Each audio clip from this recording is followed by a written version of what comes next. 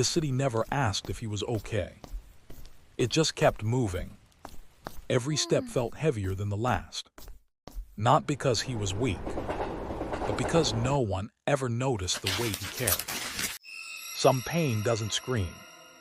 It just walks beside you. And sometimes, surviving is the bravest thing you'll ever do. The final question: what is inside the paper?